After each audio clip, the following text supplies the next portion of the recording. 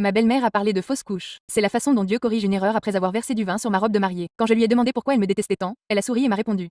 Parce que tu m'as volé mon fils. Je l'ai simplement regardé fixement. C'était il y a 9 mois. Aujourd'hui, elle regrette tout ce qu'elle a fait et regrette de ne pas avoir fait quoi que ce soit. Je me faisais toujours du souci pour les autres filles. Finalement, j'aurais dû m'inquiéter pour mon mari. Tout a commencé le jour de notre mariage. L'officiant a demandé au public si quelqu'un avait des objections à notre mariage, et ma belle-mère s'est levée et a dit oui, par ici. Ce devrait être moi. Je me suis pincé l'arête du nez, et même l'officiant a levé les yeux au ciel et l'a complètement ignoré. Depuis, elle s'est donnée pour mission de nous séparer. 6 mois plus tard, alors que j'organisais la fête d'anniversaire surprise de mon mari avant notre mariage, il me disait toujours combien il détestait les anniversaires et il s'était donné pour mission de ne jamais me laisser les fêter. Mais maintenant qu'on vivait ensemble, il ne pouvait plus m'en empêcher. Alors, j'ai tout donné. L'organisation m'a coûté près de 2000 $, car je refusais de faire des économies. J'avais prévu des fontaines de chocolat, oui, au pluriel, une équipe de traiteurs, des serveurs et du champagne hors de prix. Je voulais inviter pratiquement tous ses proches. Alors j'ai passé une journée entière à passer quelques coups de fil. La première sur la liste était, bien sûr, ma belle-mère. Honnêtement, je voulais la mettre à l'écart pour ne pas avoir à y penser sans arrêt. Elle a décroché à la première sonnerie. Oh mon Dieu, comment va mon petit garçon, s'il vous plaît? Dites-moi que vous avez déjà largué cette méchante sorcière. En fait, c'est Sheila. Ah oui, sa voix a immédiatement baissé, mais pas de culpabilité d'avoir été prise pour ce qu'elle avait dit. C'était plutôt de la déception. Enfin, je voulais juste en finir. Alors je lui ai parlé de mon plan et que tout était déjà payé. Il ne lui restait plus qu'à se présenter. Soudain, elle s'est mise à hurler comme une sirène. Pour qui tu te prends? Je suis restée silencieuse et j'ai attendu que son petit alalou se termine. En seulement 5 minutes, elle m'a insulté de tous les mots que je pouvais imaginer. Elle m'a dit que j'étais une bête maléfique pour avoir corrompu son fils et qu'elle préférait la mort de Michael, mon mari, plutôt que d'assister à quoi que ce soit que j'avais prévu. Mais je n'avais pas toute la journée, alors je lui ai simplement donné l'heure et la date avant de raccrocher. Honnêtement, sa réaction était tellement prévisible que je n'y ai même plus pensé. Mais quand mon mari est rentré ce soir-là, il m'a dit que sa mère, ma belle-mère, l'avait appelé. J'avais peur qu'elle ait révélé mes plans, mais en fait, elle venait de lui créer un profil de rencontre sans sa permission et lui avait envoyé des captures d'écran de filles qu'elle approuvait. Il m'a dit ça avec une profonde inquiétude dans le regard, comme si quoi que ce soit qu'elle fasse pouvait encore m'affecter. Je suis désolée, mon amour. Tu sais que je n'aurais plus eu de contact si elle n'avait pas eu le cancer, a-t-il dit. Je me suis laissé prendre et embrasser. T'inquiète, Michael, je le sais, parce que je le savais vraiment, et j'ai refusé de laisser une vieille sorcière jalouse s'immiscer entre nous. Les jours précédant sa fête surprise ont été un véritable chaos. Ma mère n'arrêtait pas de m'envoyer des textos du genre, tu vas le regretter, ou dernière chance de se retirer de la fête, et, mon préféré, tu penses avoir le contrôle, mais tu n'as aucune idée de ce qui va arriver. Elle se prenait vraiment pour la super méchante d'un film pour enfants. Alors, j'ai juste bloqué son numéro, pensant qu'elle ne viendrait pas de toute façon. Puis est arrivé le grand moment. Ses collègues, ses frères et sœurs, sa famille élargie et ses meilleurs amis étaient tous dans la cuisine, dans le noir complet. On tenait des pétards, et un énorme gâteau au centre. L'ambiance était palpitante, et tout le monde chuchotait à quoi ressemblerait son visage quand il franchirait la porte. Mais à 16h10, alors qu'il n'était toujours pas arrivé, une terrible angoisse m'a envahi. Voyez-vous, il était toujours très chronophage. Depuis que je le connaissais, il allait pêcher tous les samedis matins et rentrait à 16h pile. Alors, quand 16h30 est arrivé et qu'il n'était toujours pas arrivé, j'ai été prise d'angoisse. C'est à ce moment-là que j'ai reçu l'appel, mais ce n'était pas de lui, c'était la police. J'ai mis le haut-parleur. Ils m'ont dit qu'ils avaient trouvé Michael dans un accident de voiture sur le bord de la route. Il était mort. Un cri m'a échappé. Mes mains se sont crispées sur ma poitrine comme pour exprimer ma douleur. Sa famille s'est effondrée et ses collègues ont essayé de me porter jusqu'au canapé. Le policier était toujours en haut-parleur quand quelqu'un m'a arraché le téléphone des mains. Ce qu'il a dit ensuite m'a fait froid dans le dos. Nous avons vérifié les caméras de sécurité sur place. On dirait qu'une Toyota Corolla l'a intentionnellement projeté dans le fossé avant de s'enfuir. Connaissez-vous quelqu'un qui pourrait en vouloir à Michael? J'ai crié à nouveau, mais cette fois, ce n'était pas de chagrin. C'était de la rage. Je savais qui était derrière tout ça et je comptais faire payer ma belle-mère par tous les moyens. Je ne me souviens même pas de grand-chose de ce qui s'est passé ensuite. Justin, le frère de Michael, a pris le téléphone et a commencé à répondre aux questions. Sa sœur Anna sanglotait par terre. Tout le monde était sous le choc. Je suis restée assise là, complètement abasourdie. Les décorations de fête autour de nous ressemblaient à une blague de mauvais goût. Le gâteau avec joyeux anniversaire Michael, écrit en glaçage bleu était là, se moquant de nous. Les jours suivants ont été un véritable brouillard. J'ai à peine mangé et dormi. On apportait sans cesse à manger à la maison, mais je ne pouvais rien avaler. Justin et Anna sont venus m'aider à tout gérer. Les obsèques, la paperasse, les appels à la famille éloignée. Je faisais juste semblant. La police est passée pour me poser d'autres questions. Je leur ai parlé des menaces de ma belle-mère. Je leur ai montré les SMS que j'avais sauvegardés avant de la bloquer. L'inspecteur Parker a tout noté, mais n'a pas semblé convaincu. Madame Reynolds possède une Honda Civic argentée, pas une Toyota Corolla, a-t-il dit. Et d'après les relevés de son téléphone portable, elle était chez elle au moment de l'accident. Je n'en croyais pas mes oreilles. Elle aurait pu emprunter une voiture ou embaucher quelqu'un. J'étais presque en train de crier. Justin a posé sa main sur mon épaule pour me calmer. L'agent Parker a simplement hoché la tête avec sympathie. Nous étudions toutes les pistes. Madame, vous devrez venir au poste demain pour faire une déposition officielle. Après le départ de la police, je me suis effondrée sur le canapé. Anna m'a apporté du thé et s'est assise à côté de moi. Je sais ce que vous pensez, Sheila, a-t-elle dit doucement. Et je suis d'accord avec toi. Maman a toujours été instable, surtout avec Michael. C'était l'euphémisme du siècle. Michael était son cadet, son petit garçon. Elle était étrangement possessive envers lui depuis la mort de son père, alors qu'il avait 12 ans. J'avais entendu Anna raconter comment leur mère sabotait les relations de Michael au lycée, appelait ses copines le soir pour les menacer, débarquait à l'improviste à des rendez-vous. Mais là, c'était au-delà de tout ce que j'aurais pu imaginer. Les funérailles ont eu lieu 3 jours plus tard. Je portais la robe noire que Michael avait toujours aimée. Ses collègues sont venus, ses copains de pêche, et même son ancienne colocataire de fac est arrivée de Seattle. Et bien sûr, elle était là, ma belle-mère, portant un voile noir spectaculaire, comme si c'était elle la veuve endeuillée, et non moi. Elle a fait semblant de sangloter bruyamment pendant la cérémonie. Quand est venu le moment pour la famille de parler, elle m'a dépassée pour arriver la première sur le podium. J'ai agrippé le bord de mon siège si fort que mes jointures sont devenues blanches. Mon précieux petit garçon, gémit-elle dans le micro. On me l'a enlevé trop tôt. Si seulement il avait davantage écouté sa mère. Si seulement il avait fait de meilleurs choix de vie. Elle m'a regardé droit dans les yeux en disant cette dernière partie. J'ai senti Anna se tendre à côté de moi. Justin a murmuré quelque chose, mais je l'ai simplement fixé, refusant la satisfaction de me voir m'effondrer. Après la cérémonie, des gens se sont rassemblés chez nous, chez Michael et chez moi. Ma belle-mère est arrivée sans invitation et a immédiatement commencé à ranger la cuisine. Michael a toujours aimé la cafetière sur ce plan de travail, dit-elle d'une voix forte. Je l'ai ignoré et j'ai continué à parler au patron de Michael. Plus tard, je l'ai trouvé dans notre chambre, en train de fouiller le placard de Michael. Qu'est-ce que tu fais? Ai-je demandé en essayant de garder une voix calme. Elle s'est retournée, serrant un de ses pulls. Ce sont les affaires de mon fils. Je les ramène à la maison, là où elles doivent être. Je me suis avancée et lui ai pris le pull des mains. Sors de chez moi. Elle m'a alors souri, un sourire inhabituel, un sourire froid et calculateur. Cette maison appartient à moitié à Michael. Et puisque Michael est parti, sa part revient à sa plus proche parente, sa mère. Mon sang s'est glacé. Je n'avais même pas encore pensé aux implications juridiques. Nous avons acheté la maison ensemble l'année dernière. Nos deux noms étaient sur le prêt hypothécaire. Je n'avais aucune idée si ce qu'elle disait était vrai. Tu dois partir maintenant. J'ai pointé la porte du doigt. Elle s'est approchée de moi, toujours souriante, de ce sourire affreux. Tu crois que c'est fini? Ça ne fait que commencer, ma chère. Michael aurait dû être avec quelqu'un de digne de lui. Maintenant, je vais m'assurer que tu paies pour me l'avoir enlevé. Je n'ai pas dormi de la nuit, ni de la nuit suivante. J'ai appelé un avocat dès lundi matin. Il s'appelait William, un ami d'amis, spécialisé en droit successoral. Il a accepté de me rencontrer cet après-midi-là. D'après ce que tu m'as dit,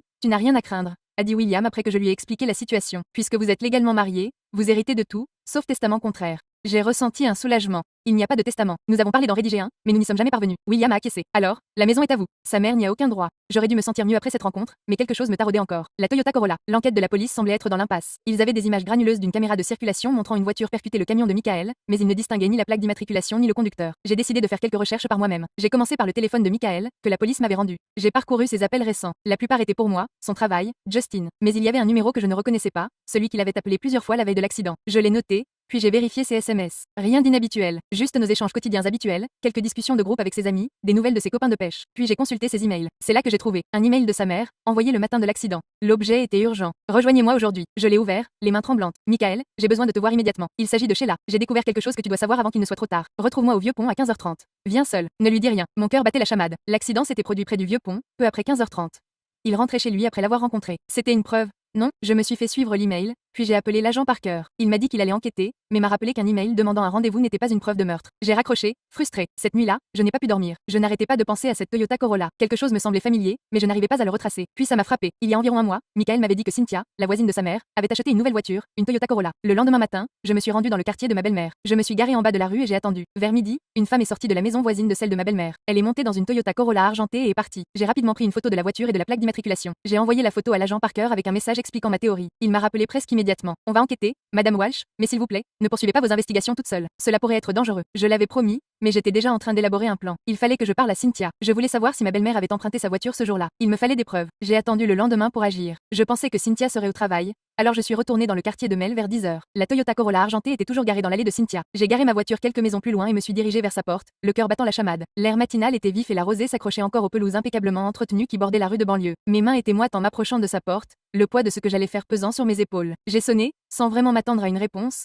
mais à ma surprise, la porte s'est ouverte. Une femme d'une cinquantaine d'années aux cheveux blonds courts se tenait là, en peignoir. Ses yeux bienveillants se plissaient au coin, mais ils étaient méfiants tandis qu'elle m'évaluait. Puis-je vous aider? A-t-elle demandé en me toisant de la tête aux pieds. Je n'avais rien préparé. Mon esprit s'est vidé l'espace d'un instant. Le discours que j'avais répété pendant le trajet s'évanouit complètement. Salut, je suis Sheila. J'étais la femme de Michael Reynolds. Son visage changea aussitôt. La lassitude se transforma en compassion. Oh, chérie, j'ai appris ce qui s'est passé. Je suis tellement désolée pour ta perte. Sa voix s'adoucit et elle tendit la main comme pour me toucher le bras, mais se retint. Je la remerciai, puis restai plantée là, maladroitement, me balançant d'un pied sur l'autre. Elle m'invita à prendre un café et j'acceptai. Sa maison était propre et rangée, des photos de famille occupaient un mur. Le salon sentait la cannelle et la vanille, et une douce musique classique résonnait en fond sonore. Nous nous installâmes à sa table de cuisine et elle me servit une tasse de café à piston. La tasse était chaude dans mes mains, ce qui me procurait un léger réconfort. Je ne veux pas être impolie, dit-elle en ajoutant du sucre à son café. Mais pourquoi es-tu ici? Je pris une grande inspiration, les yeux plongés dans le liquide sombre de ma tasse. C'est à propos de ta voiture, ta Toyota Corolla. Cynthia haussa les sourcils. Qu'est-ce que tu en penses? Ses doigts se crispèrent sur sa tasse. La police pense qu'une Toyota Corolla a été impliquée dans l'accident de Michael. Ils ont des images de la Toyota Corolla le faisant sortir de la route. Ma voix resta posée, même si j'étais bouleversée. Elle reposa lentement sa tasse de café, la céramique tintant doucement sur la table en bois. Et tu crois, quoi, que j'y suis pour quelque chose? Sa voix était devenue un peu acérée. Je secouai vivement la tête. Non, non, mais je me demandais si tu n'avais pas prêté ta voiture à quelqu'un récemment, le jour de l'accident, par exemple. J'essayais de garder un ton décontracté, mais mon cœur battait la chamade. Cynthia me fixa un long moment, l'air pensif, puis elle hocha lentement la tête. Oui, J'ai bien prêté ma voiture ce jour-là à Diane, ta belle-mère. Mon cœur fit un bond. C'était ça, une preuve tangible. J'ai essayé de dissimuler mon excitation, gardant une expression neutre malgré l'adrénaline qui me submergeait. Elle m'a dit que sa Honda faisait un bruit bizarre et qu'elle devait faire quelques courses. Elle l'a rendu le soir même. Cynthia semblait mal à l'aise, tripotant une serviette sur la table. Je n'ai eu aucune idée de ce qui était arrivé à votre mari avant le lendemain. Je lui ai demandé si elle pouvait le signaler à la police. Elle a hésité, mais a fini par accepter. Je l'ai remerciée et je suis partie, les mains tremblantes, en appelant l'agent Parker depuis ma voiture. Le volant était froid sous ma main tandis que je transmettais l'information. Il m'a dit qu'il ferait venir Cynthia pour une déposition et qu'ils interrogeraient à nouveau ma belle-mère. J'ai ressenti un léger sentiment de victoire. Enfin des progrès. La première vraie piste depuis la mort de Michael. Je me suis permis un instant d'espoir en rentrant chez moi, le soleil perçant les nuages. Mais ce sentiment n'a pas duré longtemps. En rentrant, j'ai trouvé ma porte d'entrée déverrouillée. J'étais sûre de l'avoir verrouillée en partant. Je me souvenais très bien d'avoir tourné le pendormant et vérifié 2 fois, une habitude que j'avais prise depuis la mort de Michael. Je l'ai prudemment poussé et suis entrée. Le grincement familier des gonds me semblait maintenant inquiétant. La maison semblait normale à première vue. Rien ne manquait ni ne manquait. Les mêmes photos au mur, les mêmes coussins disposés sur le canapé. Mais soudain, j'ai remarqué quelque chose sur le plan de travail de la cuisine. Une photo encadrée de Michael et moi le jour de notre mariage. Le verre était brisé et mon visage avait été griffé avec un objet pointu. Des lignes irrégulières s'entrecroisaient là où mon visage souriant s'était trouvé, tandis que celui de Michael était resté intact. Un frisson me parcourut l'échine. Je reculai, cherchant mon téléphone à tâtons pour appeler la police. C'est alors que je remarquai le voyant clignotant de notre répondeur. Nous l'utilisions rarement, préférant nos portables, mais nous le gardions pour les parents plus âgés qui laissaient encore des messages vocaux. Le voyant rouge clignotait en continu, comme un avertissement. J'appuyais sur lecture, les doigts tremblants. Bonjour, ma chère Sheila. Ma voix de Mills emplissait la pièce, d'une douceur écœurante, avec une pointe de malice. J'espère que tu apprécieras mon petit cadeau, juste pour te rappeler que je peux te joindre quand je veux. La police ne t'aidera pas. Personne ne te croira pour une mère endeuillée par un cancer. Recule maintenant, ou les choses vont empirer. Le message se termina par un léger clic, laissant la pièce dans un silence inquiétant. J'ai diffusé le message à l'agent Parker à son arrivée. Il avait l'air inquiet et a immédiatement appelé des techniciens de la police scientifique pour vérifier les empreintes digitales et autres preuves. Cette fois, il a pris la menace au sérieux, surtout après ce que Cynthia leur avait dit au sujet de la voiture. On va intensifier les patrouilles dans ton quartier, m'a-t-il assuré, l'air grave. Je pense qu'il vaut mieux que tu restes ailleurs quelques jours, le temps que nous constituions notre dossier. J'ai appelé Justin et Anna, qui sont venus immédiatement. Justin a changé les serrures pendant qu'Anna m'aidait à faire mon sac. Sa douce présence était réconfortante tandis qu'elle pliait mes vêtements et les rangeait soigneusement dans mon sac de voyage. J'ai décidé de rester chez eux un moment. Cette nuit-là, blottie sur leur canapé-lit, je n'arrivais pas à dormir. Les bruits inconnus de leur immeuble me réveillaient sans cesse en sursaut. Le ronronnement de l'ascenseur, les voisins marchant au-dessus, les tuyaux cliquetant dans les murs. Je repensais sans cesse à ce que ma belle-mère avait dit. Personne ne me croirait face à une mère endeuillée par un cancer. Avait-elle raison? Étais-je en train de mener un combat perdu d'avance? Le doute s'est installé comme un brouillard, obscurcissant ma détermination. Le lendemain matin, j'ai reçu un appel de William, mon avocat. Sa voix était tendue, manquant de son assurance habituelle. Sheila, nous avons un problème. Ta belle-mère a déposé une requête en contestation de l'héritage. Elle prétend que Michael lui a dit qu'il voulait divorcer et qu'il prévoyait de modifier son testament. J'avais la nausée et je n'arrivais pas à me calmer. C'est un mensonge. Nous étions heureux. Ma voix s'est brisée sur le dernier mot. Nous avions été heureux. Pas parfaits, mais sincèrement heureux ensemble. Je te crois, dit William, le ton s'adoucissant. Mais nous devons nous préparer à une bataille juridique. Peux-tu venir à mon bureau cet après-midi? J'ai passé 3 heures avec William à passer en revue chaque détail de ma relation avec Michael et sa mère. Il semblait convaincu que nous pourrions contester ces accusations, mais cela demanderait du temps et de l'argent. De l'argent dont je n'étais pas sûre, surtout avec les factures médicales du bref séjour de Michael à l'hôpital avant sa mort. Le poids de tout cela pesait sur moi en quittant son bureau. Le soleil de l'après-midi ne parvenait pas à apaiser le froid qui me glaçait. De retour chez Justin et Anna, ils m'attendaient, l'air inquiet. Anna avait les yeux rouges et Justin arpentait le petit salon. Maman a appelé, dit Anna en faisant tourner nerveusement son alliance. Elle raconte à tout le monde que tu trompais Michael, et c'est pour ça qu'il était bouleversé le jour de sa mort. Je n'arrivais pas à croire ce que j'entendais. L'accusation me fit l'effet d'un coup de poing. C'est insensé. Je ne l'ai jamais trompé. Ma voix s'éleva, résonnant sur les murs de leur appartement. Justin hocha la tête et se passa une main dans les cheveux. On sait que tu ne l'as pas fait, mais elle en convainc certains. Oncle Kevin m'a appelé pour me demander si c'était vrai. Les jours suivants ont été un cauchemar. Ma belle-mère menait une campagne de diffamation, racontant des histoires insensées à mon sujet à tous nos proches. Certains l'ont cru.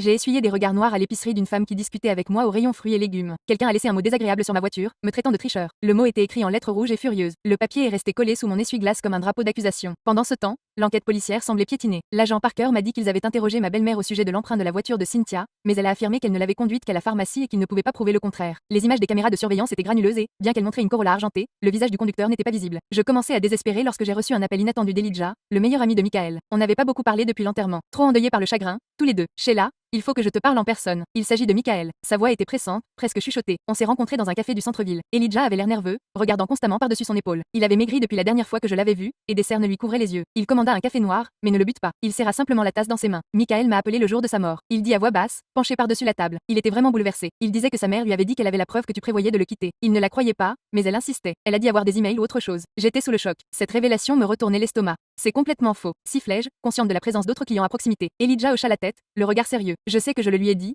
mais elle l'a convaincu de la rencontrer pour qu'elle puisse lui montrer cette preuve. Il allait la confronter à propos de ses mensonges. Cela correspondait à l'email que j'avais trouvé. Ma belle-mère avait attiré Michael à ce rendez-vous avec des mensonges à mon sujet. Les pièces du puzzle commençaient à s'assembler, formant un tableau plus horrible que je ne l'avais imaginé. Il y a plus, continua Elijah, la voix encore plus basse. Michael enregistrait ses conversations avec sa mère depuis des mois. Il montait un dossier pour obtenir une ordonnance restrictive contre elle. Il m'a dit qu'il avait des enregistrements d'elle te menaçant, disant des choses insensées. Il conservait les fichiers sur une clé USB. Mon cœur s'est emballé, l'espoir s'est enflammé pour la première fois depuis des jours. Tu sais où elle est? Elijah a secoué la tête, l'air désolé. Il l'a gardée dans son camion, dans un compartiment caché sous le siège. Le camion qui était maintenant à la fourrière, endommagé par l'accident. J'ai remercié Elijah et j'ai immédiatement appelé l'agent Parker. Je lui ai expliqué l'histoire de la clé USB et je l'ai supplié d'aller vérifier le camion. Mes mots ont jailli d'un coup, le désespoir me faisant trembler la voix. À ma surprise, il a acquiescé. Je vais voir tout de suite. Retrouve-moi au poste dans 1 heure. J'ai arpenté la salle d'attente du commissariat, vérifiant ma montre toutes les 2 minutes. Les murs beiges institutionnels et les chaises en plastique inconfortables n'arrangeaient rien à mon anxiété. Finalement, l'agent Parker est apparu, tenant un petit sac en plastique pour pièce à conviction. À l'intérieur se trouvait une clé USB noire. Je l'ai trouvée exactement là où tu l'avais dit, m'a-t-il dit, l'air sérieux. Nous devrons examiner le contenu dans le cadre de notre enquête. J'ai hoché la tête avec empressement, l'espoir me submergeant. Bien sûr. Puis-je écouter? Il a hésité, mais a finalement accepté. Nous sommes allés dans une petite pièce avec un ordinateur. L'espace était exigu, juste assez grand pour un bureau et 2 chaises. L'agent Parker a branché la clé USB et a ouvert le premier fichier audio. La voix de Michael a résonné dans les haut-parleurs et j'ai immédiatement eu les larmes aux yeux. Cela faisait si longtemps que je ne l'avais pas entendu parler. Maman, il faut que tu arrêtes. Sheila est ma femme maintenant. Elle ne t'aimera jamais autant que moi. La voix de ma belle-mère était stridente, presque méconnaissable par son intensité. Elle se sert de toi. J'ai vu comment elle regarde les autres hommes. Ce n'est pas vrai, et tu le sais. Il faut que ça cesse. La voix de Michael était ferme mais fatiguée, comme s'il avait déjà eu cette conversation à maintes reprises. Si tu restes avec elle, tu le regretteras. Je m'en assurerai. Il y avait des dizaines d'enregistrements comme celui-ci. Dans certains, elle pleurait et suppliait. Dans d'autres, elle était menaçante et en colère. Les dates remontaient à des mois, ce qui témoignait de la durée de cette histoire. Mais le plus accablant était le dernier, daté de 2 jours seulement avant la mort de Michael. Maman, je ne te vois pas demain. J'en ai fini avec ces jeux. Michael semblait résolu, sa patience à bout. Tu me retrouveras si tu veux protéger ta précieuse Sheila. Sa voix avait un ton dangereux que je n'avais jamais entendu auparavant. Tu menaces ma femme? Le ton de Michael avait changé. La colère avait remplacé la lassitude. Je dis que les accidents arrivent, Michael. Des accidents terribles. Si on ne la quitte pas, on ne sait jamais ce qui peut arriver. La menace planait dans l'air, me glaçant jusqu'au haut. L'agent Parker a arrêté l'enregistrement. Son visage était sombre. Son scepticisme initial a fait place à la conviction. Ça change tout. Je vais obtenir un mandat d'arrêt contre ta belle-mère. J'ai ressenti une vague de soulagement. Enfin, justice pour Michael. Les preuves étaient irréfutables. Maintenant, elle allait payer pour ce qu'elle avait fait. Mais mon soulagement a été de courte durée. Quand la police est allée arrêter ma belle-mère, elle n'était pas chez elle. Sa voisine Cynthia a dit qu'elle était partie le matin même avec une valise, prétextant aller voir sa sœur en Floride. La maison avait été abandonnée à la hâte, les tiroirs ouverts, les vêtements éparpillés, comme si elle avait fait ses bagages à la va-vite. La police a lancé un avis de recherche à son encontre, mais j'étais terrifiée. Elle était quelque part, en train de préparer son prochain coup contre moi. L'idée de la voir en fuite, désespérée et en colère, me faisait me sentir vulnérable et exposée. Je suis rentrée chez moi ce soir-là, malgré les protestations de Justin et Anna. J'avais besoin d'être chez moi, entourée de souvenirs de Michael. J'ai vérifié 2 fois toutes les serrures et les fenêtres avant d'aller me coucher. Chaque craquement et chaque grincement de la maison me faisait sursauter, mais l'épuisement a fini par l'emporter et je me suis endormie d'un sommeil agité. Je me suis réveillée à 3 heures du matin au son de vitres brisées. Il y avait quelqu'un dans la maison. Le bruit m'a tiré du sommeil, l'adrénaline m'a instantanément submergée. J'ai attrapé mon téléphone et me suis enfermée dans la salle de bain, appelant le 911 les mains tremblantes. Quelqu'un s'introduit chez moi. Ai-je murmuré à l'opérateur, accroupi dans la baignoire. Je crois que c'est ma belle-mère. Elle a menacé de me tuer. L'opérateur m'a dit de rester caché et que les policiers arrivaient. Je me suis assis par terre dans la salle de bain, serrant contre moi une paire de ciseaux trouvés dans le tiroir. Le métal était froid dans ma paume moite, ce qui ne m'apportait guère de réconfort face à la terreur que je ressentais. J'entendais des pas dans la maison, se rapprochant de la salle de bain. Le plancher craquait dans le couloir. Puis une voix s'éleva. Je sais que tu es là, Sheila. Sors et fais-moi face. Sa voix était étrangement calme, presque chantante. C'était elle, ma belle-mère. Je restais silencieuse, priant pour que la police arrive bientôt. Ma respiration se fit par à-coups, essayant de rester silencieuse. Tu m'as pris mon fils, poursuivit-elle d'une voix de plus en plus dure. Tu l'as monté contre sa propre mère, et maintenant tu essaies de me faire porter le chapeau pour sa mort. J'entendis un cliquetis à la porte de la salle de bain. Elle essayait d'entrer. La poignée trembla violemment, et je l'entendis respirer de l'autre côté. La police arrive, criai-je, essayant de paraître plus courageuse que je ne l'étais. Elle rit. Un rire aigu et déchaîné qui me fit frissonner. Quand ils arriveront, il sera trop tard, comme il était trop tard pour Michael quand je l'ai fait sortir de la route. Mon sang se glaça. Elle était en train de l'admettre. J'appuyais sur l'enregistrement, espérant enregistrer ses aveux. Mes doigts tremblaient en appuyant sur le bouton, priant pour que ça marche. Pourquoi? Demandai-je d'une voix forte. Pourquoi appeler ton propre fils? Je ne voulais pas l'appeler, cria-t-elle, la voix brisée par l'émotion. Je voulais juste lui faire peur, lui faire comprendre l'erreur qu'il commettait avec toi. Mais il fit un écart trop brutal. C'est ta faute, vraiment. S'il ne t'avait pas épousé, il serait encore en vie. La poignée de la porte de la salle de bain tournait. Elle avait dû trouver un moyen de la déverrouiller. Je reculai contre la douche. Ciseaux levés. Mon cœur battait si fort que j'ai cru qu'il allait éclater. La porte s'ouvrit brusquement, et elle se tenait là, ma belle-mère. Son regard était hagard, ses cheveux en bataille. Elle tenait un couteau de cuisine. La lame illuminait la faible lumière du couloir. Ça aurait dû être toi, siffla-t-elle, le visage crispé par la haine. Tu aurais dû mourir, pas mon Michael. Elle se jeta sur moi au moment même où les sirènes hurlaient dehors. Je m'esquivai et elle me dépassa en titubant,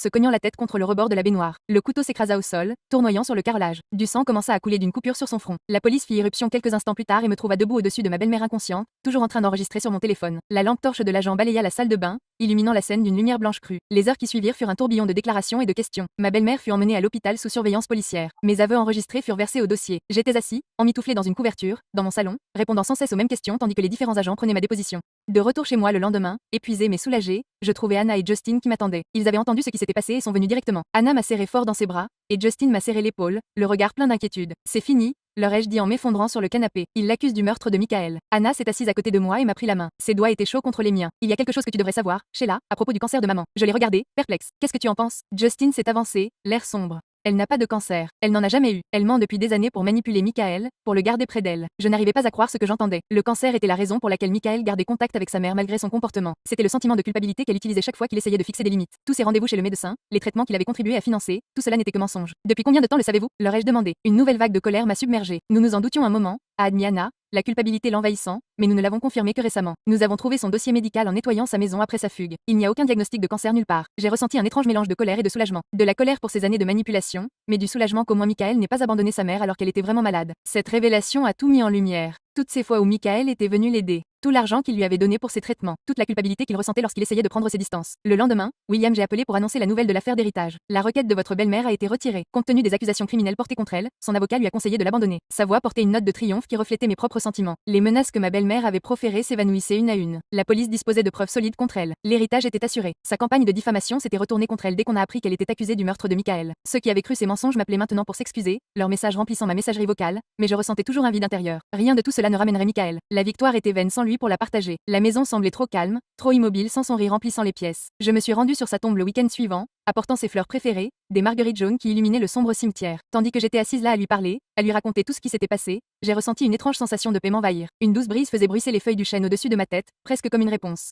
Je l'ai eu. Michael, je murmura-t-il en traçant les lettres de son nom sur la pierre tombale. Elle ne peut plus faire de mal à personne. Sur le chemin du retour, j'ai reçu un appel de l'agent Parker. Madame Walsh, je pensais que vous deviez être au courant. Votre belle-mère est transférée à la prison du comté demain. Sa libération sous caution a été refusée. Sa voix était professionnelle, mais bienveillante. Je l'ai remerciée de m'avoir prévenu. Un chapitre de ce cauchemar se terminait, mais je savais que le chemin serait encore semé d'embûches. Il y aurait un procès. Je devrais témoigner, tout revivre. L'idée était épuisante, mais j'étais prête à l'affronter. Mais pour l'instant, j'avais tenu ma promesse. J'avais fait payer ma belle-mère pour ce qu'elle avait fait à Michael, par tous les moyens nécessaires. Cette nuit-là, j'ai dormi paisiblement pour la première fois depuis la mort de Michael. J'ai rêvé de lui pêchant au bord du lac, me souriant en retour, enfin libéré de l'emprise toxique de sa mère. Dans ce rêve, le soleil scintillait sur l'eau et le rire de Michael résonnait à la surface. Je me suis réveillée les larmes aux yeux. Mes joues étaient rouges, mais mon cœur était léger. Le lendemain matin, je me suis réveillée avec plusieurs appels manqués de Justin. Je l'ai rappelé immédiatement, craignant que quelque chose n'aille mal. Mon estomac se soulevait d'anxiété lorsque le téléphone a sonné. Sheila, il faut que tu regardes les infos, dit-il d'une voix pressante. J'ai allumé la télévision pour voir les dernières nouvelles. Un incident s'était produit lors du transfert de ma belle-mère à la prison du comté. Lors de l'interrogatoire, elle avait réussi à s'emparer de l'arme d'un policier dans un moment de confusion. Il y a eu une bagarre avec plusieurs policiers. La sirène a retenti. La voix de la journaliste était solennelle tandis que les images de la scène défilaient à l'écran. Ma belle-mère était morte. J'étais assise, stupéfaite, à regarder les journalistes devant l'hôpital. Ils interrogeaient des témoins, montraient des images d'ambulances et de voitures de police. Le chaos à l'écran contrastait avec le calme intérieur que je ressentais. Je ne savais pas quoi ressentir. Une partie de moi était soulagée que ce soit vraiment terminé. Plus de procès. Plus de peur qu'elle soit libérée et qu'elle s'en prenne à moi. Mais une autre partie se sentait frustrée de voir la justice rendue. Je voulais qu'elle assume ses actes, qu'elle les reconnaisse au tribunal, qu'elle purge une peine pour m'avoir enlevé Michael. Justin et Anna sont venus plus tard dans la journée. Nous étions assis dans mon salon, essayant de... Je devais digérer tout ce qui s'était passé. Le soleil de l'après-midi filtrait à travers les fenêtres, projetant de longues ombres sur le sol. Tu crois qu'elle l'a fait exprès? Demanda doucement Anna pour éviter la prison. Ses yeux étaient rouges, des émotions contradictoires se lisaient sur son visage. Je regardais monter, les épaules haussées. Peut-être, ou peut-être qu'elle ne supportait tout simplement pas que tout le monde sache ce qu'elle faisait. L'image de la mère parfaite était tout pour elle. Nous avons passé la soirée à partager des souvenirs de Michael. Les bons moments avant que l'obsession de sa mère ne prenne le dessus. Pour la première fois, nous avons ri ensemble. Un rire sincère. Nous nous sommes souvenus de ses blagues pourries, de sa passion pour les documentaires obscurs, de sa façon de toujours faire griller du pain grillé, même en le regardant attentivement. Ces souvenirs étaient doux amers, mais apaisants. Au moment de partir, Justin m'a tendu une petite boîte. Nous l'avons trouvée dans le bureau de Michael au travail. Elle t'est adressée. La boîte était usée sur les bords, comme si Michael l'avait souvent manipulée. Une lettre et une pochette velours étaient à l'intérieur. J'ai ouvert la lettre d'une main tremblante, reconnaissant la propreté de Michael. Écriture immédiatement. Ma très chère Sheila, comment sait-il? Si tu lis ceci, il m'est arrivé quelque chose. Je m'inquiète du comportement de ma mère ces derniers temps. Elle devient de plus en plus instable, de plus en plus obsédée par l'idée de nous séparer. Je prévois de couper tout contact avec elle. Cancer ou pas. Mais d'abord, je dois m'assurer que tu es protégé. Dans cette pochette se trouve la clé d'un coffre-fort. À l'intérieur, tu trouveras des documents détaillant tout ce que ma mère a fait au fil des ans. Menaces, harcèlement, même fraude financière. Je recueille des preuves depuis des mois. Utilise-les si tu en as besoin. Je t'aime plus que tout. Pour toujours, Michael. Des larmes coulaient sur mon visage tandis que je vidais la pochette. Une petite clé tomba dans ma paume. Michael savait. Il s'était préparé à me protéger. Même dans la mort, il veillait sur moi. Je serrais la clé contre ma poitrine, me sentant plus proche de lui que je ne l'avais été depuis l'accident. Le lendemain, je suis allée à la banque et j'ai ouvert le coffre-fort. Comme Michael l'avait dit, il était rempli de des documents, des photos de biens endommagés avec date et heure, des courriels imprimés contenant des menaces, des relevés financiers montrant comment sa mère avait volé son fonds d'études des années auparavant, et une clé USB étiquetée sauvegarde. J'ai tout apporté à l'agent Parker. Je sais qu'elle est partie, mais je veux le faire enregistrer. Je veux que la vérité à son sujet soit connue. J'ai déposé la boîte sur son bureau, la dernière preuve contre une femme qui ne pouvait plus être traduite en justice. Il a hoché la tête, acceptant les documents. Cela aurait rendu notre dossier hermétique. Votre mari a été très minutieux. Il y avait du respect dans sa voix tandis qu'il parcourait les dossiers méticuleusement classés. Il me protégeait, ai-je dit doucement, même s'il ne savait pas exactement ce qui allait se passer. Dans les semaines qui ont suivi, j'ai lentement commencé à reconstruire ma vie. J'ai repris le travail, trouvant du réconfort dans la routine. J'ai dîné avec des amis, m'autorisant à profiter de leur compagnie sans culpabilité. J'ai trié les affaires de Michael, en donnant certaines et en gardant d'autres. Chaque objet était chargé de souvenirs, certains qui me faisaient sourire, d'autres me faisaient pleurer, mais le processus était cathartique, une étape nécessaire. Justin et Anna restaient proches, prenant régulièrement de mes nouvelles. Les collègues de Michael m'invitaient à leurs réunions, s'assurant que je sache que je faisais toujours partie de leur cercle. Lentement, une nouvelle normalité commençait à prendre forme. Un soir, alors que je parcourais de vieilles photos pour un album souvenir, je suis tombée sur une photo que je n'avais jamais vue auparavant. On y voyait Michael adolescent, le bras autour d'une jolie fille aux cheveux noirs. Ils arboraient tous deux un large sourire, leurs jeunes visages insouciants et heureux. Je l'ai retournée au verso, écrite de la main de Michael. Moi et Lorraine, balle de promo. Maman a détruit les négatifs, mais cette copie lui manquait. J'ai alors réalisé depuis combien de temps l'obsession de sa mère durait, combien de relations elle avait probablement sabotées avant mon arrivée, comment Michael avait lutté contre son emprise toute sa vie. Cette photo était un aperçu d'un schéma qui avait commencé bien avant ma rencontre. Mais il m'avait choisi malgré tout. Il était resté à mes côtés, et finalement, il avait fait en sorte que j'ai ce qu'il me fallait pour me défendre. Le lendemain, je suis retournée sur sa tombe. J'ai placé la photo du bal de promo contre sa pierre tombale, la lestant d'une petite pierre pour qu'elle ne s'envole pas. J'ai trouvé ça, lui ai-je dit, le vent emportant mes paroles. J'aurais aimé en savoir plus sur ce que tu as traversé, mais je veux que tu saches qu'elle ne peut plus faire de mal à personne et que je vais m'en sortir.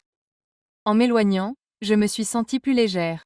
Le poids de la colère et de la vengeance s'était allégé. À sa place, une détermination silencieuse de vivre la vie que Michael aurait voulu pour moi, une vie libérée de l'ombre de sa mère. Je pensais que ce serait la fin. Sérieusement, que pouvait-il arriver de plus? Ma belle-mère était morte. Michael était parti. Le cauchemar était terminé. Mais la vie a cette drôle de façon de nous réserver des surprises quand on s'y attend le moins. Environ 3 semaines après la mort de ma belle-mère, j'ai reçu un appel étrange d'un numéro que je ne connaissais pas. J'ai failli ne pas répondre, pensant que c'était un autre spam concernant l'extension de garantie de ma voiture, mais quelque chose m'a fait décrocher. Allô? C'est Sheila Walsh? La voix de la femme à l'autre bout du fil était hésitante, presque nerveuse. Oui? C'est qui? J'ai immédiatement été sur mes gardes. Après tout ce qui s'était passé, je ne voulais prendre aucun risque. Je m'appelle Pipé Donson. Première heure, je crois qu'il faut qu'on parle. Il s'agit de Diane Reynolds. Mon sang s'est glacé. Diane Reynolds, ma belle-mère. Je n'avais pas entendu son nom complet depuis des semaines. Tout le monde l'appelait la mère ou la suspecte. Et elle alors? Ai-je demandé en essayant de garder une voix calme. J'étais sa colocataire à la fac. Nous sommes restés en contact au fil des ans. Elle m'a envoyé un colis avant de mourir. Elle m'a demandé de te le livrer s'il lui arrivait quelque chose. J'ai failli faire tomber le téléphone. Un colis de ma belle-mère. Quel genre de jeu tordu était-ce? J'ai failli dire à cette pipée de jeter ce que c'était à la poubelle, mais la curiosité l'a emporté. On s'est donné rendez-vous dans un café du centre-ville le lendemain. J'en ai parlé à Justin d'abord, par précaution. Il a proposé de m'accompagner, mais j'ai décidé que c'était quelque chose que je devais faire seule. Malgré tout, j'ai promis de garder mon téléphone allumé et de l'appeler immédiatement si quelque chose semblait anormal. Le café était bondé à mon arrivée, ce qui m'a rassurée. Beaucoup de témoins si c'était un piège. J'ai commandé un café au lait et j'ai trouvé une table près de la fenêtre, gardant un œil sur la porte. Pipée était facile à repérer en entrant. Elle était grande et mince, avec des cheveux châtains à mèches grises tirés en arrière en une queue de cheval soignée. Elle ne ressemblait en rien à mon âge, ce qui était un soulagement. Je ne pense pas que j'aurais pu supporter de parler à quelqu'un qui me rappelait Diane. Sheila? Demanda-t-elle en s'approchant prudemment de ma table. J'ai hoché la tête et elle s'est assise en face de moi. Elle a déposé un petit paquet emballé dans du papier craft sur la table, entre nous. Il avait l'air inoffensif, de la taille d'un livre de poche. Je suis vraiment désolée pour tout, dit Pipée, les mains agitées avec sa tasse de café. Je n'avais aucune idée de ce dont Diane était capable. Aucun de nous ne l'imaginait. J'ai simplement hoché la tête de nouveau. Qu'étais-je censé dire? Merci d'avoir remarqué que ma belle-mère était une psychopathe 20 ans trop tard. Elle n'a pas toujours été comme ça, continua Pipée, visiblement mal à l'aise face à mon silence. À la fac, elle était juste intense, possessive envers ses amis, mais rien à voir avec ce qu'elle est devenue. Quand l'as-tu vue pour la dernière fois? Demandai-je, sans encore toucher au paquet. Il y a environ 5 ans. Après la mort de son mari, elle a changé. Elle est devenue obsédée par Michael. J'ai proposé une thérapie, mais elle m'a ignoré des mois durant. Pipée soupira, l'air sincèrement triste. Quand elle me recontacta, je la crus meilleure. Elle me parla de la nouvelle petite amie de Michael, toi, et semblait accepter. Je reniflais. Ouais, ça ne dura pas longtemps. Pipée eut la décence de paraître gênée. Je m'en rendis compte maintenant. Elle était douée pour cacher ses vrais sentiments quand elle le voulait. Je finis par pointer le paquet du doigt. Alors, qu'est-ce que c'est? Je ne sais pas. Elle me l'avait envoyé une semaine avant ce qui s'est passé. Elle m'avait dit que s'il lui arrivait quelque chose, je te le donnerais. Seulement à toi. Pipée le rapprocha de moi. Je ne l'avais pas ouvert. Je fixais le paquet un long moment. Une partie de moi voulait le laisser là, partir et ne jamais me retourner. Mais une autre partie savait que je n'aurais jamais la paix si je ne savais pas ce qu'il y avait dedans. Je le pris. Il était plus léger que prévu. Pas de tic-tac, ce qui était un plus. J'ai soigneusement déballé le papier craft pour trouver un petit journal relié en cuir et une enveloppe à mon nom. Ça te dérange? J'ai fait un geste vague, demandant un peu d'intimité. Bien sûr, a dit Pipée en se levant. Je te donnerai mon numéro au cas où tu aurais des questions, mais je pense que ma part est terminée. Elle a griffonné son numéro sur une serviette et l'a laissé sur la table. Pour ce que ça vaut, je suis sincèrement désolée pour ta perte. Après son départ, je suis restée assise là un long moment, à contempler le journal et l'enveloppe. Finalement, j'ai ouvert l'enveloppe en premier. À l'intérieur se trouvait une simple feuille de papier avec l'écriture de ma belle-mère. Sheila, quand tu liras ceci, je ne serai plus là. Je sais que ce que j'ai fait est impardonnable. Je n'avais jamais eu l'intention d'appeler Michael. Je voulais juste lui faire peur pour qu'il entende raison. Mais je l'ai appelé, et je ne peux pas vivre avec ça. Ce journal explique tout. Non pas comme une excuse, mais comme une explication. Michael méritait mieux que moi comme mère. Et peut-être que tu méritais mieux que moi comme belle-mère. Diane. Mes mains tremblaient à la fin de ma lecture. Ce n'était pas des excuses, pas vraiment, mais un aveu de culpabilité. Et, d'une certaine manière, c'était important. J'ai ouvert le journal, ne sachant pas trop à quoi m'attendre. La première entrée datait de plus de 30 ans, quand Michael n'était qu'un bébé. Thomas tenait Michael à nouveau dans ses bras aujourd'hui. Il regarde le bébé avec plus d'amour qu'il ne m'en a montré depuis des années. Je déteste ce que ça me fait. J'ai lu entrée après entrée, chacune plus dérangeante que la précédente. Ma belle-mère avait été jalouse de tous ceux qui s'approchaient de son fils. D'abord son mari, puis les amis de Michael, puis ses petites amies. Le journal documentait des décennies de manipulation, de sabotage et d'obsession. Il y avait des récits détaillés de la façon dont elle avait éloigné Lorraine, la petite amie de Michael au lycée. Comment elle avait appelé le colocataire de Michael à l'université en se faisant passer pour l'administration. Comment elle avait fait transférer le pauvre type dans une autre résidence. Comment elle avait simulé un cancer pour la première fois alors que Michael avait 22 ans et qu'elle parlait de déménager à l'autre bout du pays. Les derniers articles me concernaient. Comment elle avait tout essayé pour nous séparer avant le mariage. Comment elle avait prévu de simuler une urgence médicale pendant notre lune de miel pour ramener Michael plus tôt à la maison. Et puis les derniers articles, sa rage en apprenant la fête d'anniversaire, son projet de montrer à Michael de fausses preuves de ma tromperie, et enfin sa description de la sortie de route. Je voulais juste le faire peur pour qu'il s'arrête et qu'on discute, mais il a trop brutalement embardé. Le camion a fait un tonneau. J'ai vu la scène et je suis partie. J'ai appelé mon bébé. Mon bébé est parti et c'est ma faute. J'ai fermé le journal, la nausée, assise au café, entourée de gens normaux vivant leur vie normale, j'ai essayé de digérer ce que je venais de lire. Ma belle-mère était perturbée depuis des décennies. Michael n'avait jamais eu la chance d'avoir une relation normale avec elle. J'ai emporté le journal à la maison et je l'ai montré à Justin et Anna ce soir-là. Ils l'ont lu en silence, émettant parfois des cris de surprise ou essuyant des larmes. Je ne savais pas que ça remontait à si loin, m'a dit Anna après avoir terminé. Je savais que maman était possessive envers Michael, mais là, c'est tout autre chose. Justin avait l'air sous le choc. Toutes ces fois où elle s'est immiscée dans nos vies, je pensais qu'elle se comportait simplement comme une mère curieuse. Je n'avais jamais réalisé à quel point tout cela était calculé. J'ai décidé de remettre le journal à l'agent Parker le lendemain. Ce n'était pas une nouvelle preuve. L'affaire était close avec la mort de ma belle-mère, mais il me semblait important de la consigner, de faire toute la vérité. Parker m'a remercié et a promis de l'ajouter au dossier. Ce genre d'obsession est rare, mais pas inédit, m'a-t-il dit. Certains parents développent des attachements malsains envers leurs enfants. Cela ne se termine généralement pas tragiquement. Dans les semaines qui ont suivi,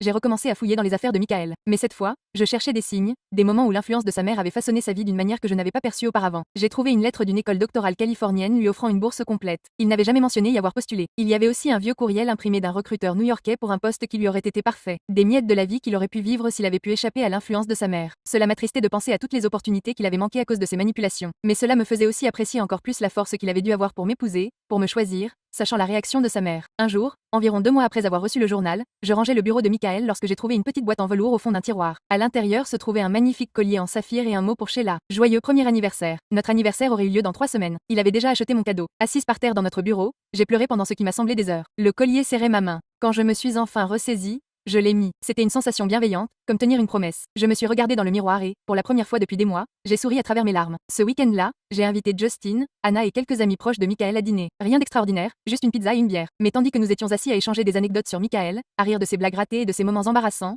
j'ai senti quelque chose changer en moi. C'est ainsi qu'on devait se souvenir de Michael. Non pas comme d'une victime de l'obsession de sa mère, mais comme de l'homme gentil, drôle et aimant qu'il avait été. L'homme qui s'était battu toute sa vie pour être lui-même malgré tout. J'ai réfléchi, ai-je dit alors que la soirée touchait à sa fin. Michael a toujours voulu aller à Yellowstone. On n'arrêtait pas de remettre ça à plus tard, en se disant qu'on irait un jour. Justin hocha la tête et but une gorgée de bière. Il en parlait tout le temps quand on était enfant. Maman avait toujours une raison pour qu'on ne puisse pas y aller. J'y vais, ai-je annoncé. Le mois prochain, je vais disperser quelques-unes de ces cendres là-bas. Je n'avais pas prévu de le dire avant d'avoir prononcé ces mots, mais dès que je l'ai fait, j'ai su que c'était la bonne. On peut venir a demandé Anna, les yeux brillants de larmes retenues. Bien sûr, ai-je répondu en lui serrant la main. Il aimerait ça. Alors on l'a fait. On a pris l'avion tous les trois pour le Wyoming, loué une voiture et conduit jusqu'à Yellowstone avec un petit N contenant quelques-unes des cendres de Michael. On a marché jusqu'à un endroit magnifique surplombant une vallée, juste au coucher du soleil. J'ai ouvert la porte et laissé les cendres se disperser au vent. Au revoir, Michael, ai-je murmuré. Je t'aime. En retournant à la voiture, j'ai ressenti un sentiment de paix inattendu. Michael était libre maintenant, libéré de la manipulation de sa mère, libéré des contraintes qu'il avait freinées dans la vie. Et d'une certaine manière, moi aussi. De retour à la maison, j'ai pris une décision. J'ai mis notre maison en vente. Il y avait trop de souvenirs là-bas, bons et mauvais. J'avais besoin d'un nouveau départ. J'ai trouvé un petit appartement plus près de mon travail. Rien de luxueux, mais c'était le mien. Un endroit sans fantôme, sans l'ombre de l'influence de ma belle-mère. Je suis restée en contact avec Justin et Anna. Ils sont devenus comme mes frères et sœurs. Nous dînions ensemble toutes les 2 ou 3 semaines, et ils m'ont aidé à emménager dans mon nouveau chez moi. Cela fait maintenant 1 an que Michael est mort. Il me manque encore tous les jours. Je porte toujours le collier de saphir qu'il ne m'a jamais offert, mais la douleur vive s'est atténuée pour devenir plus supportable. La semaine dernière, j'ai croisé Elijah à l'épicerie. Nous avons pris un café après et avons discuté pendant des heures. Non pas de Michael ou de ce qui s'était passé, mais de choses normales, de films, de livres, de nos boulots. C'était agréable d'avoir une conversation qui n'était pas entachée par la tragédie. Il m'a demandé si je voulais dîner ensemble un de ces jours. Je me suis surprise à dire oui. Ce n'est pas un rendez-vous, pas vraiment. Juste 2 personnes qui ont partagé une perte et qui se réconfortent mutuellement. Je ne sais pas ce que l'avenir me réserve. Je ne suis pas encore prête à envisager d'aimer quelqu'un d'autre. Mais pour la première fois depuis la mort de Michael, je suis ouverte à la possibilité que mon histoire puisse être plus complexe. La mère de Michael nous a tant pris à tous les 2. Elle lui a volé ses chances, ses choix et, au final, sa vie. Elle a failli détruire la mienne aussi. Mais elle n'a pas gagné. Finalement, la vérité a éclaté. Justice a été rendue, même si ce n'était pas comme je l'espérais. Et je suis toujours là, je continue d'avancer. C'est ce que Michael aurait voulu.